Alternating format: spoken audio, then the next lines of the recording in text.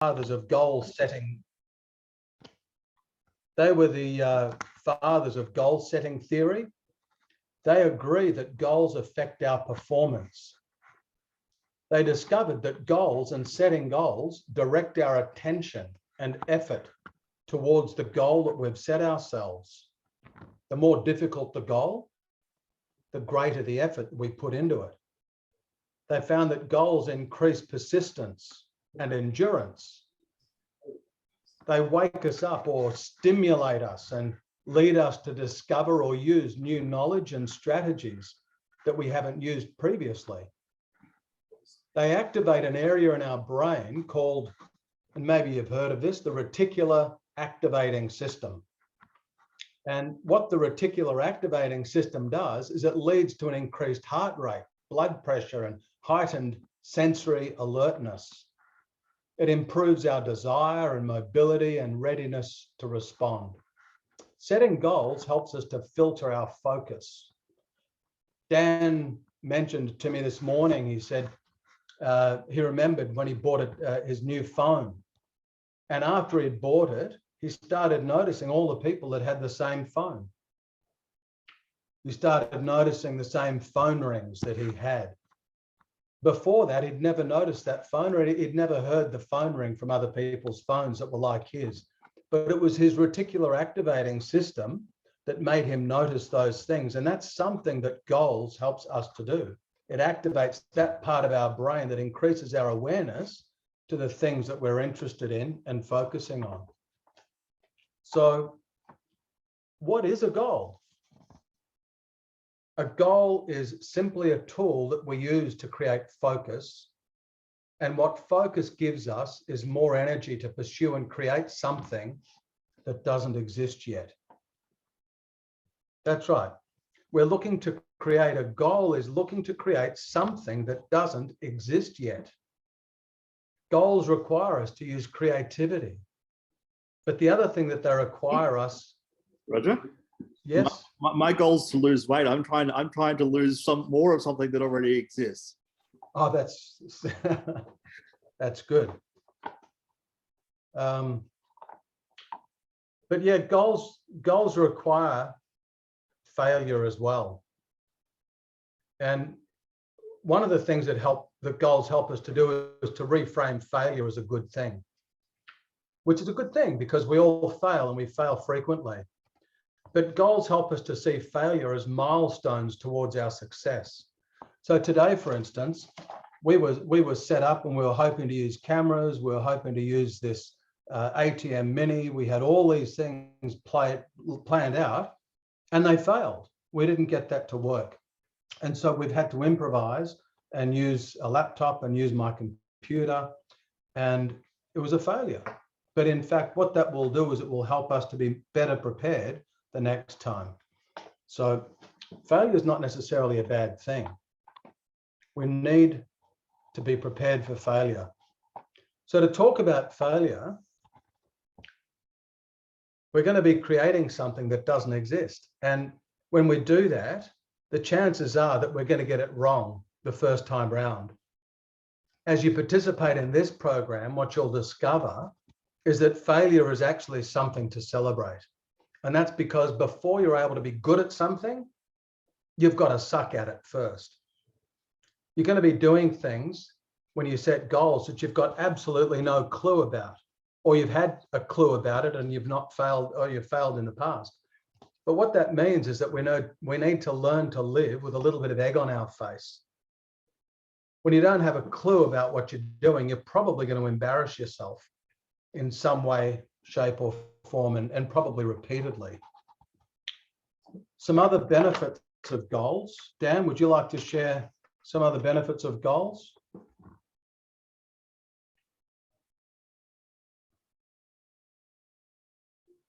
I think you're on mute. I am indeed on mute, Roger. I was just experimenting just to make sure everybody was on their toes. So some of the benefits of goals are that they help you focus, they give you direction, they help you to actually establish momentum, because once you have a direction of where you're going, you can actually make progress toward that, and you know where you are. They give you something to aim at. Other benefits of goals are that they allow you to measure success and determine what success looks like for you, and they also allow you to prioritize by giving you what you need to focus on and what you need to put your energy and time into. Yeah. You know, one of the other things that they require, thanks, Dan, is they require courage and resilience. The pursuit of goals requires our courage because we know that we're going to fail probably. And that requires resilience. But the good news is that the road to success is littered with failures. You've probably all heard the story 1,000 times of Edison's many failed attempts to invent the light bulb. Edison's teachers said that he was too stupid to learn anything. He was fired from his first 2 jobs for being non-productive. As an inventor, Edison made an estimated 10,000 unsuccessful attempts at inventing the light bulb. He's quoted as saying that he didn't fail 10,000 times, he simply discovered 10,000 ways it didn't work. Simply put, the light bulb was an invention with 10,000 steps. And as Daniel pointed out, his company is still around today. I believe it's GE. Is that right, Dan? A simple nod will do. You know, the other thing, many of us have probably heard about WD-40. You know, many of us have probably used that little blue and yellow can of spray. It's a lubricating spray that was invented in 1953 by a Californian bloke called Norm Larson. He had a goal to create a formula that would repel water and prevent corrosion. It turned out to have many other uses than that, but you've probably heard of it or used WD-40 at some time. But do you know what WD-40 stands for? Does anybody know what WD-40 stands for that's with us today? No takers. WD-40 stands for, Donna, did you know? Is that working development? No. Is that you, Mark, in Donna? Yeah. Okay. No, WD-40 means water displacement, 40th attempt. 40th attempt. So you can imagine Larson's wife yelling down into his workshop, you know, Norm, forget it. You know, you've tried more than 30 formulas. It's not going to work. But in fact, it did work through perseverance and trial and error. Sigmund Freud was booed from the podium when he first presented his ideas. Sorry, Roger. Just to say something about Norm Larson. While I was putting the slide together, I found out that he may not have actually invented, this is an example that you can set a goal and not necessarily achieve it. He may not have actually have been the inventor of WD-40. He may have been confused in history with another chemist with a similar name. And so Norm Larson may or may not be the inventor of WD-40, but he is listed as the inventor on the WD-40 website. Excellent. Well, there you go. So Sigmund Freud was booed from stage. Albert Einstein, he didn't speak till he was 4, and he didn't read until he was 7. His parents thought that he was subnormal, and his teachers thought that he was mentally slow, unsociable, and adrift in foolish dreams.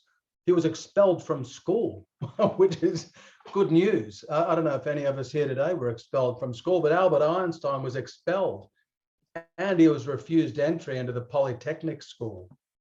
Henry Ford went broke 5 times. What that means is that failing, when we set goals and we fail, it's okay.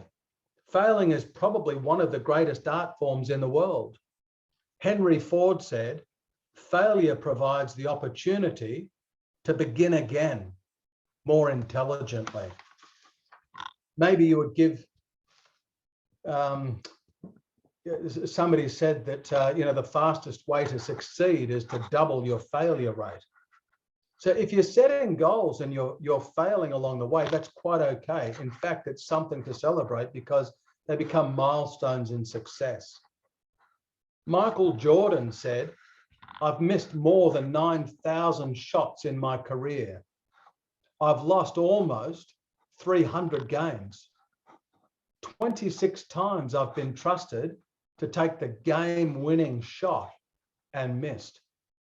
I've failed over and over and over in my life, and that's why I've succeeded."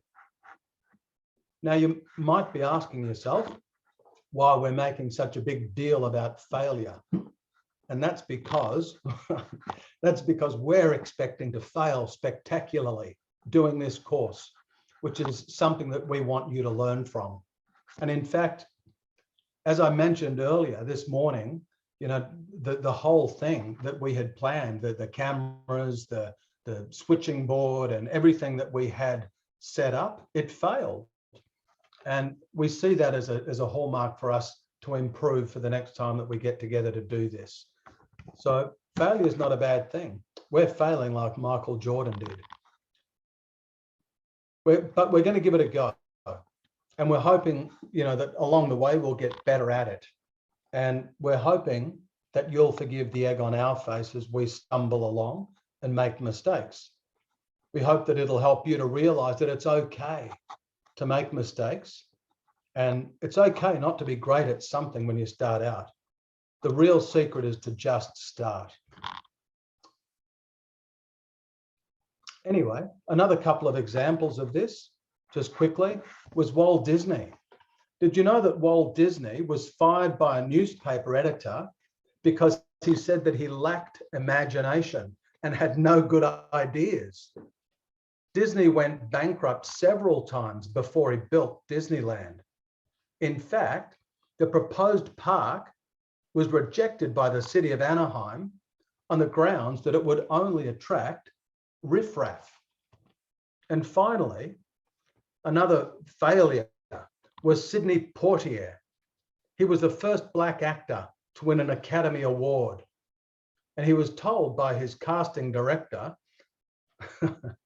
he said, "Why don't you stop wasting people's time and go and become a dishwasher or something?" But it was at that moment that he recalled deciding to devote his life to acting. And why do you think that was? Most people probably would have packed their bags up and given up. I'd like to think that, like the rest of us, when they said no, he became determined to prove them wrong, because the goal that he had visualized and held in his heart was so compelling and clear to him that he was not going to let it go. And that's our encouragement to you. Don't listen to what other people have got to say, because they don't understand what your goal is. They don't have the same desire or drive that you have for achieving it. It's something that is unique to you. So listen to yourself. Don't listen to the pundits who, like the guy that told Sidney Poitier that he wouldn't make it. The thing about your goals, though, is that they need to be compelling enough to deal with ridicule and compelling enough to deal with failure, so that you keep getting up and trying again and again, like Jordan, doing it over and over and over until you succeed. Remember that goals are all about creating something that doesn't exist yet. You will experience failure along the way. A couple of other people that you might have heard of: Sylvester Stallone, J.K. Rowling, and the list just goes on and on. So how about you guys? Has anybody here ever failed? If so, you're in great company. I hope that as we continue meeting up, we can have a few good laughs at the many ways that we've stuffed it up. We had somebody in the chat say, Roger, that their failure rate is very high. Oh, that's good. I'm not going to ask why, but yes, you're in good company if that's the case. So the first thing that we need to learn, I think, is to give yourself permission to fail or to suck at what you're doing while you get going. The secret is to just get started. Remember that the road to success is littered with failed attempts. As one of my early mentors used to say, how long do you give a baby to walk? And the answer is until. Keep trying until you get there. So just to close that part out, remember that setting goals is not about achieving them. It's about who you become on the way. And failure is something to celebrate. And they really are. As Edison said, failure only teaches us things that won't work on the way to getting the results that you want to get. Never give up. Does anybody have any questions at this point? You can either type them into the chat or you can put your hand up and I'll take you off, invite you to come off mute so you can ask us. I don't see any hands going up. I don't see any questions. So people might be typing questions still. So if anybody types a question, I will let you know, Roger. Otherwise, we can move on to the next section. Sure. I guess the next section is that it's the 10,000 hour rule. You know, I don't know if anybody's heard of the 10,000 hour rule, but the 10,000 hour rule was made popular by a guy called Malcolm Gladwell. What he said was that it takes 10,000 hours of intense practice to achieve mastery. That theory has been debunked, actually, and they found that some people will never achieve mastery, even if they do the 10,000 hours. And they've also found that other people can achieve mastery much quicker than that. Nevertheless, the principle was the same. Things take time. There's no such thing as an overnight success. Time is a critical factor, which means that we need to have stickability. That means knowing how to get motivated, stay determined, and persist at something when we're faced with obstacles or fail. Sometimes it won't come easy. If you're old enough to remember that blonde model Rachel Hunter, this might be testing us, but I think looking around the room, even though I can't see anybody, I think that most people will probably remember Rachel Hunter. She ended up marrying Rod Stewart, but she did an ad for shampoo called Pantene. And what she said is, it won't happen, but it will happen. No, it won't happen overnight, but it will happen. That ad must be 20 years old or something, but does anybody remember that ad? People with hair, perhaps? We have a question. Mark says he remembers that ad. It was a good ad, and we have a question from Hannah. So I'm going to invite Hannah to come off mute and ask her question. Okay.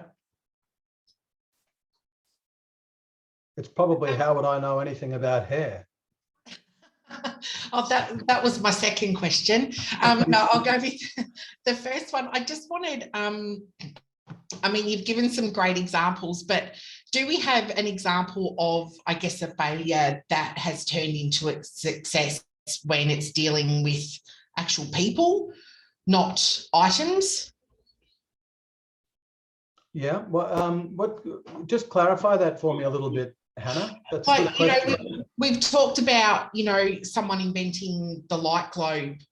That's not a person's life, so if we're talking in the sense of soul and dealing with the lives of other people, yeah, how I get that failure is the foundation to success, but how far are you prepared to fail when you're dealing with people? So is there an example of someone that's created something that affects others in that way that has failed first?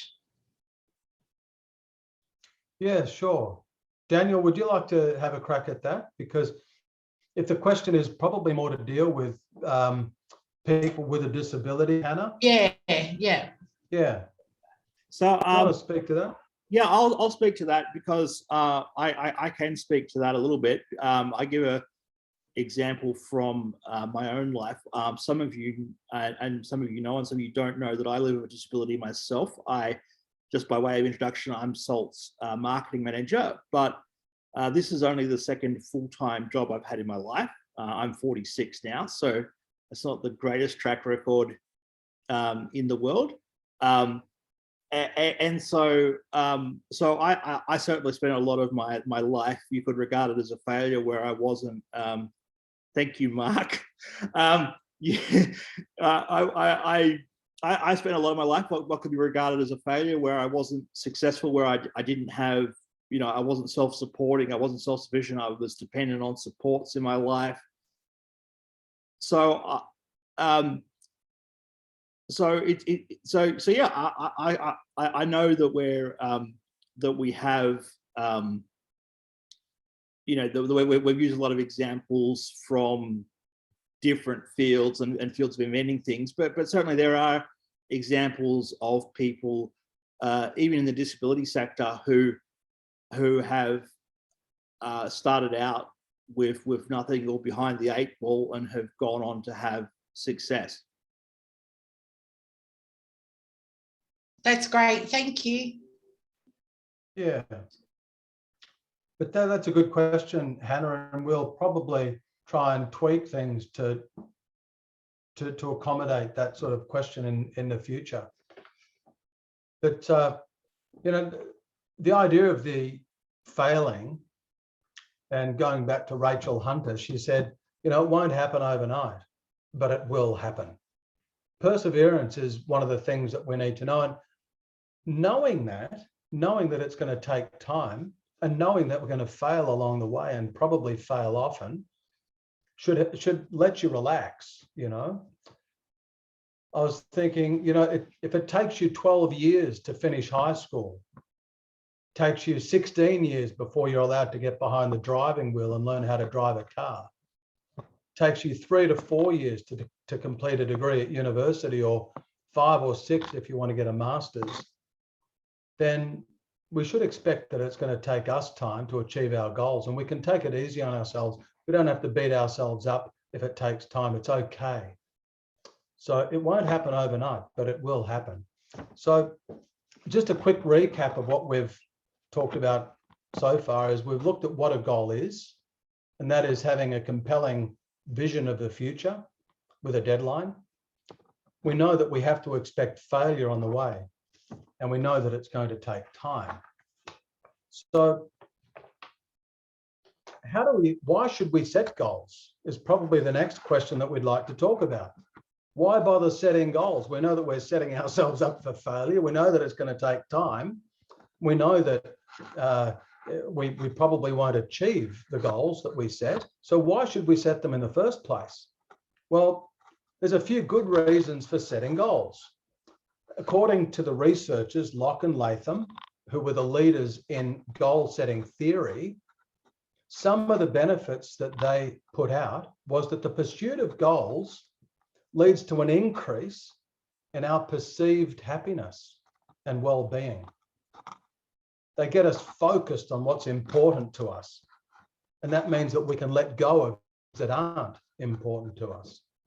They help us to define who we are and who we want to become. They increase the belief that we hold about our abilities to control our life, and that leads to a feeling of confidence. And they help us to build momentum in our life. So there's a number of benefits of setting goals.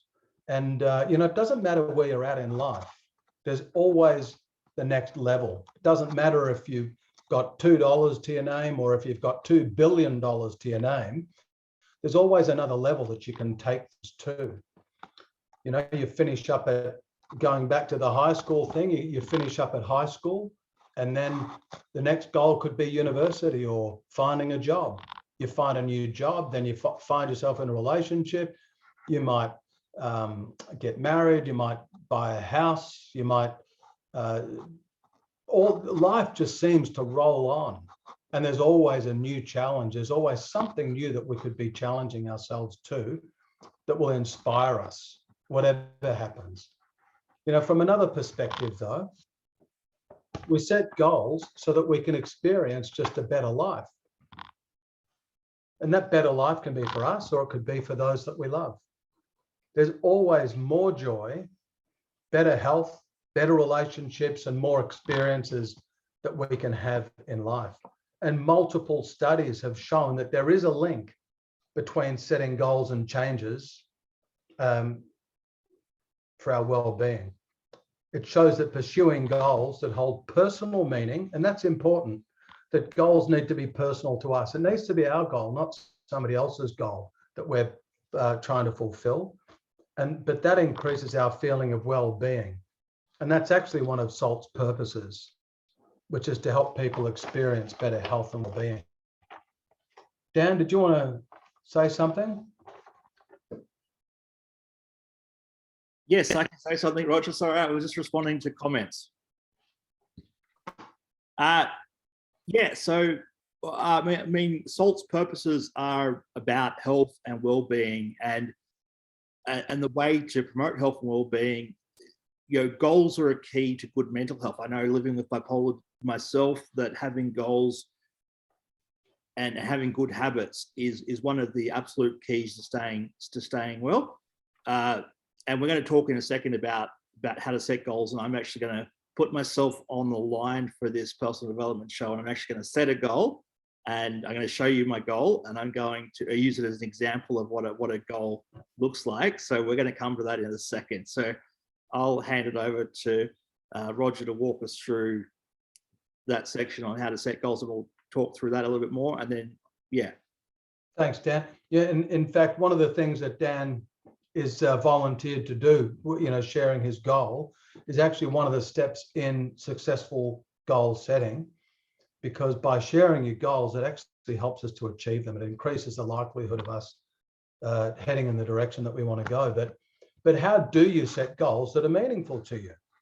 You know, that's the $64,000 question.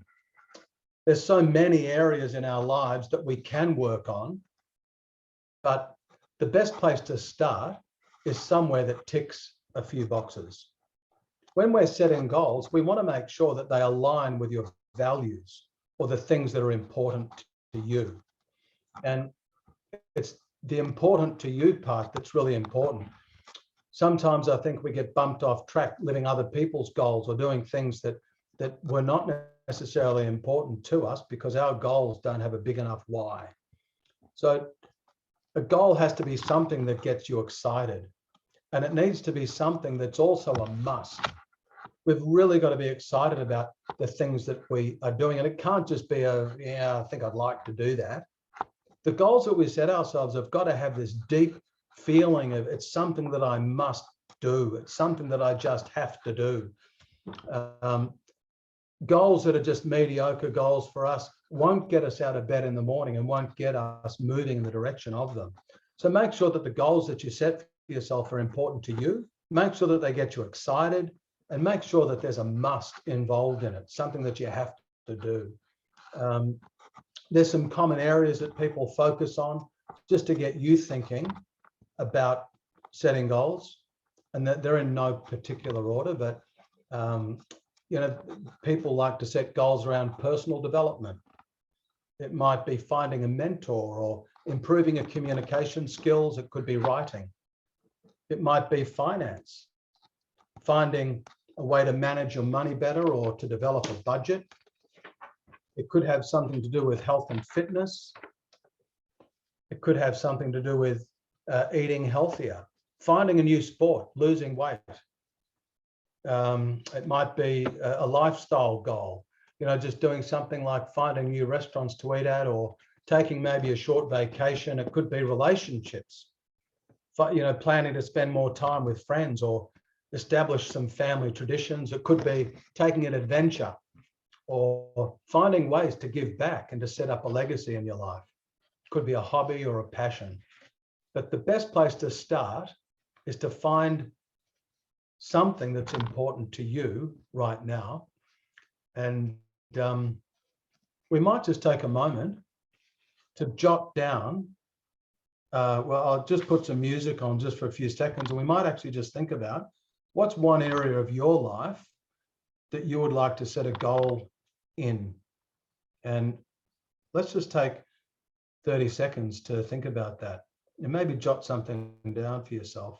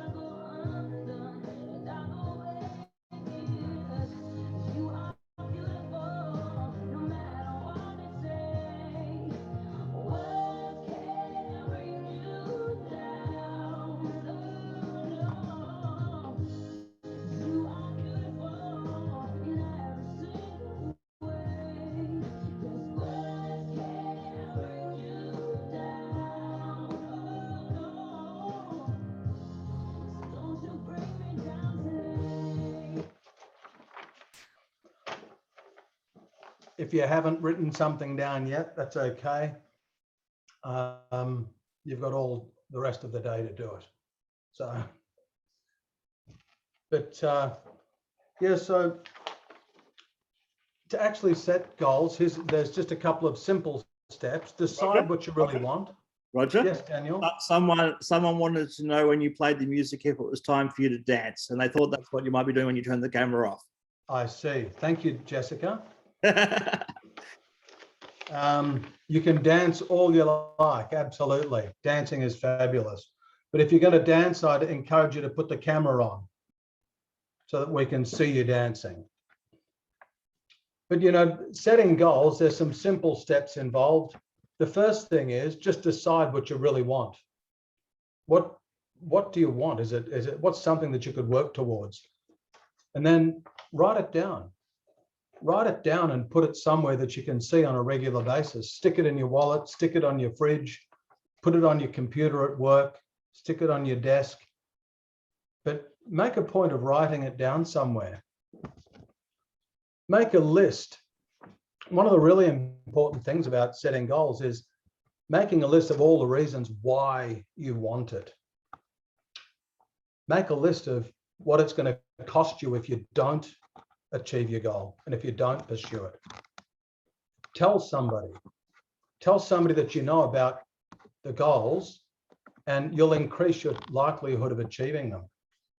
Ask for advice. Break your goal down into achievable steps. Plan your first step and make it achievable. The next thing is just to review the results that you're getting and be prepared to adjust the direction that you're heading. Daniel pointed out to me, in fact, Daniel, why don't you share the story about the plane? Oh. I can do that, Roger. Sorry, I thought it was already off mute. So when a plane takes off from an airport and flies from one airport to another, along the way, it's off course 80 to 90% of the time. And the only reason a plane gets to its destination is that it constantly course corrects. The auto navigation system and the pilot keep bringing the plane back on course by using the feedback they're receiving, the weather conditions, the wind factors, everything like that. They keep using that feedback to adjust their course until they get the result that they want and arrive at their destination. And as we know, when we can fly, of course, internationally, that your plane usually arrives pretty much on time. Thanks, Dan. So if your plane's going to be off direction 80 to 90% of the time, if you set a goal, it's pretty important to keep reviewing where you're heading. And if you're still heading in the direction that you want to go, because invariably work, friends, people, television programs, all sorts of things will take us off course. So that's why it's important to write your goals down and to remember them and to revisit them often so that you can check in and see if you're on the right course or not. And the final thing is to celebrate your wins.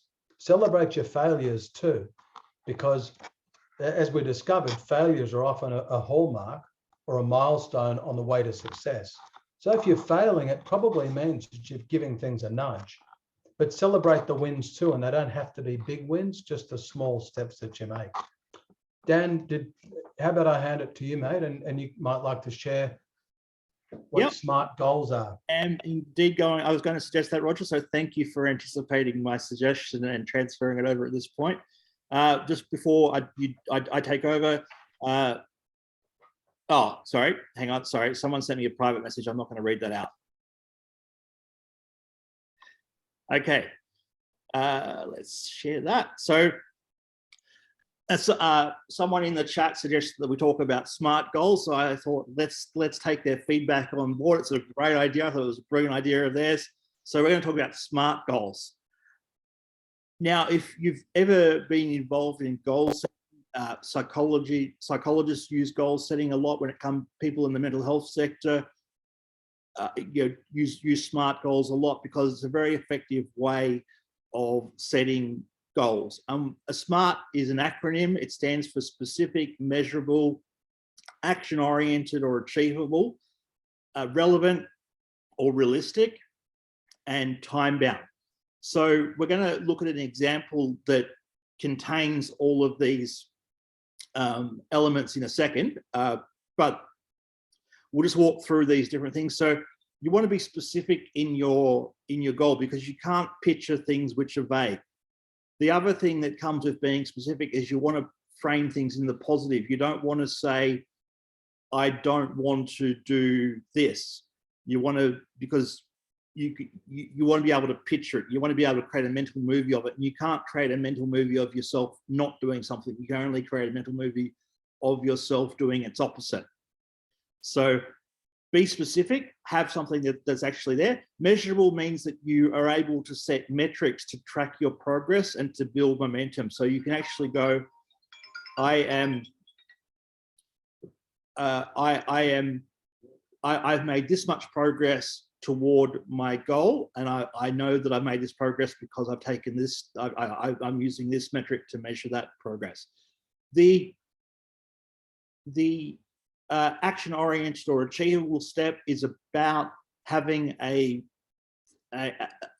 goal that is set so that you can actually take action to achieve it, so that it's clear that you can take action to achieve it, something you actually do something about. It's not a goal that is so vague that you can't do anything about it, that you, or it's unclear where you're not actually able to take steps to achieve it.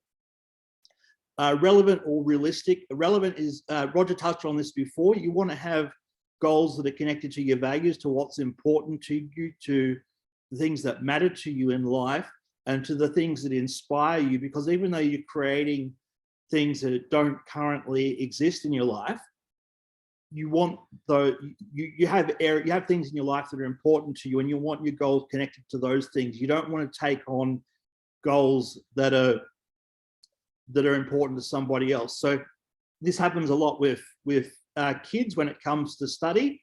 Their parents want them to study particular subjects, or to do well at uni, or to do uni, or have a lot of expectations around their kids. And the kids, being awesome kids that they are like, yes, I love my parents, so I'm going to take on their goals. And that doesn't necessarily mean that the goal is relevant to them. It doesn't actually mean that it's actually connected to what the child wants and what's really important to the child. And the other are that it'd be relevant or realistic. Realistic.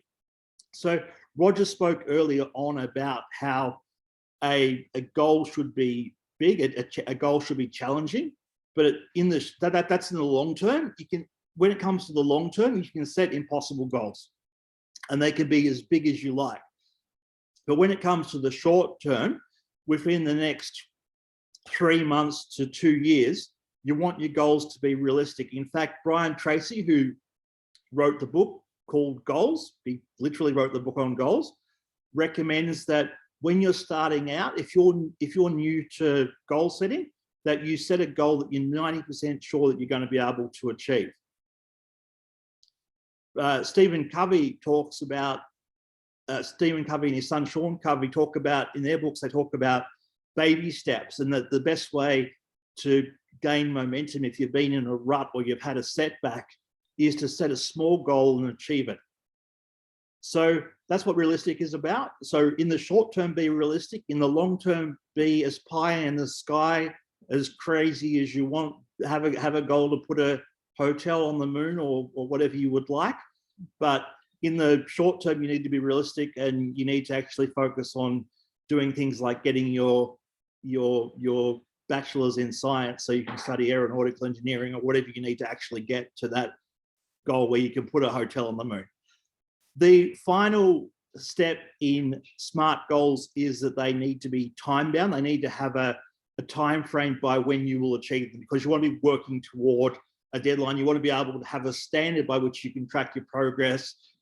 It's not so important that you achieve them by this time frame, because you can always reset them, but you want to be able to have put a line in the sand and go, I'm working toward this time frame, so that in this time frame you can go, you can adapt your course and actually make sure that you're on course. If you need to do more or you need to do less, as you'll see in the example I'm about to share in just a second. I'm assuming everybody can see my screen.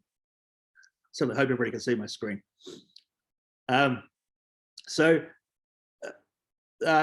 If you have a look at the, this is my goal. This is an example of a goal. This is the goal that I am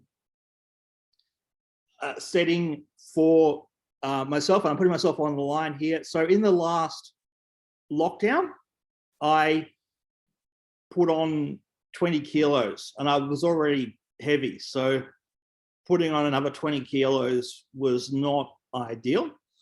And so I'm now up to 139 kilos. So the goal which I'm setting here on this personal development course and sharing with you all, and you're going to see me making progress toward this or not making progress toward this, as the case may be. But the aim is that we'll make progress toward this, and you'll see that what we're teaching actually works. And that is, I weigh 92 kilos by practicing daily yoga and running, eating 3,000 calories a day, and gym 3 times a week by Friday the 10th of November 2023, or something better. So I worked out when I was setting this that how many calories a day I would need to eat to be able to lose weight. I also worked out how much weight I could expect to lose each week, which is 0.45 kilos. And then I used that to work out how long it would take me to lose. If I lose 0.45 kilos every week, how long it would take me to reach that target, hence the date that I arrived at. Wow.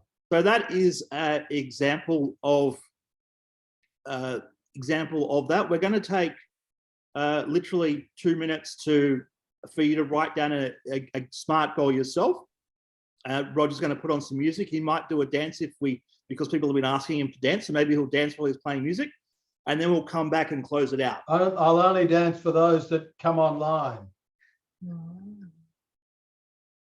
So if I see some faces, but otherwise I'll refrain.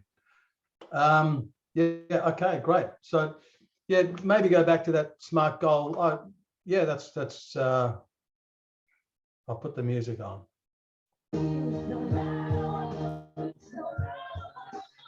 Come on, Dan, we'll dance for them.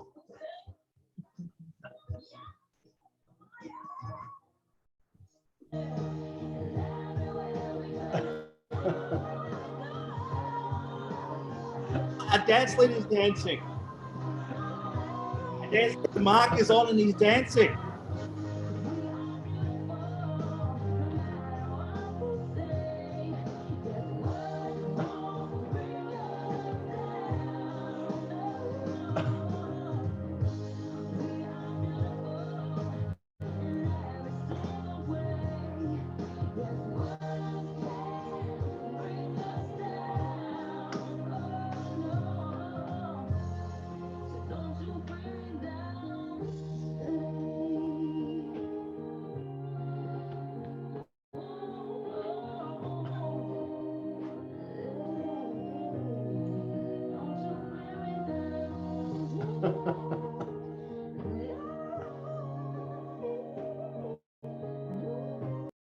Okay, that's our time for that. So hopefully you either have written down. I just realized that there was no music. I was on mute, so people probably didn't hear a thing. You had music. I muted you so I could speak, so we could wrap up. Oh, good. Okay. But the music was playing up until that point. Fantastic. So If you have, we're going to wrap out now. If you have a SMART goal you've written down, one person in the chat has written down the goal that they're going to set as their SMART goal. So hopefully people will have written down a SMART goal, or they have made a start on one and have some direction about where they're going to go next. Did you have any last thoughts you wanted to say, Roger, before we put the resources up? I just wanted to thank everybody for turning up today. And, you know, next time we'll review the goals, the SMART goals that we've talked about. And we'll be looking at exploring habits and how habits help us achieve our goals on autopilot. But my closing thought, I think, is just to remember that people don't plan to fail. They fail to plan.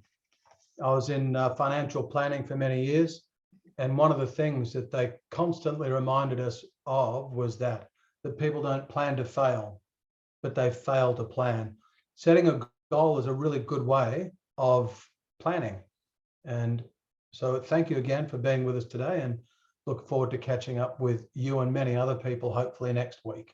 And before you go, I put the resources page up on the screen. So we have a SALT TV community Facebook group.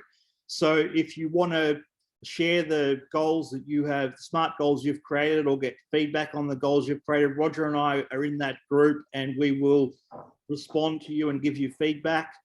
The other thing that is a useful resource is if you are not already getting Full Life Weekly, which is the SALT Foundation weekly email newsletter, you can subscribe. I put the links to the Facebook group and to the email newsletter in the chat, so you can click on those.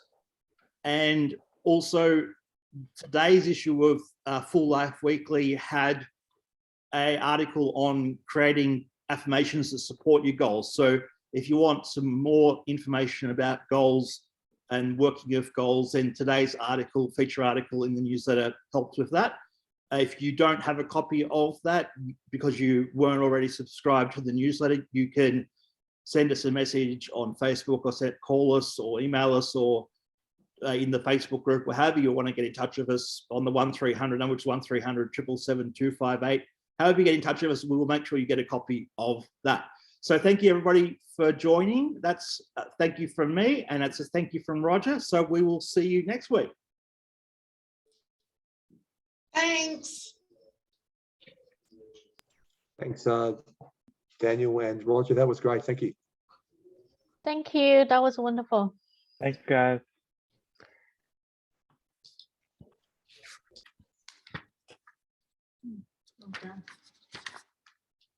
Just us now. Let's go.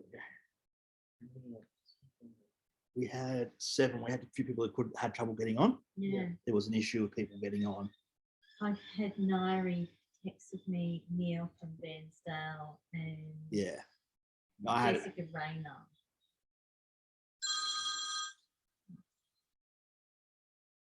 Oh, yeah. Sorry, Mark. Yeah, it's better not to be. It did.